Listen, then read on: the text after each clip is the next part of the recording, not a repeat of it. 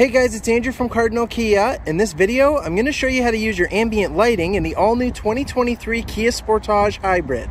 I have in front of me here an EX all-wheel drive in Snow White Pearl. Let's get started. Okay, so to start us off, the ambient lighting in the 23 Sportage Hybrid is on the inside of the dial shifter here around the park button, and then an LED strip that starts at the top here and moves itself all the way around the center console over to the other side.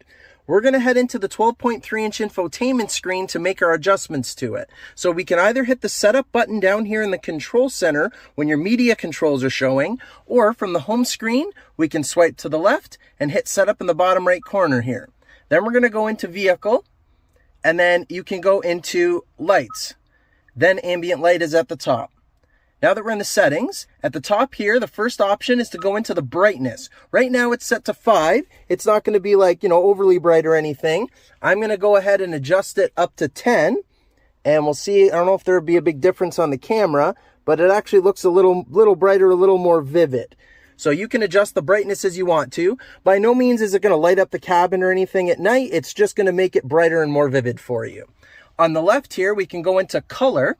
And you'll actually see we have a bunch of preset colors. Right now we're actually using Orange Delight, but if you scroll down to the bottom, you're going to see you can choose a custom color.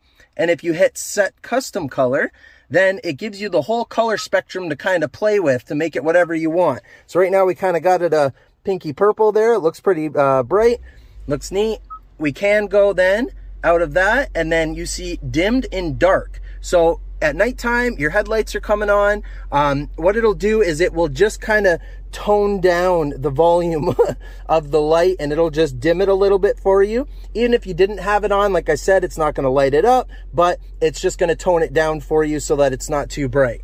And then you do have the option to then link it to the drive mode. So now that I've selected that, you'll see my color options went away. I happen to be in the eco mode currently. So right now the color that's set here is this really nice, kind of like, we'll call it a hybrid or eco green.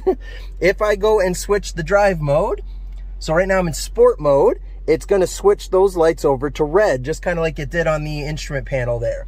If I switch it to smart mode, you'll see it's got this really nice kind of bluey purple, almost kind of indigo or blurple, whatever you want to call it, but it looks very nice and bright and vivid. And again, you can have this change between the different drive modes, whichever one you're selecting.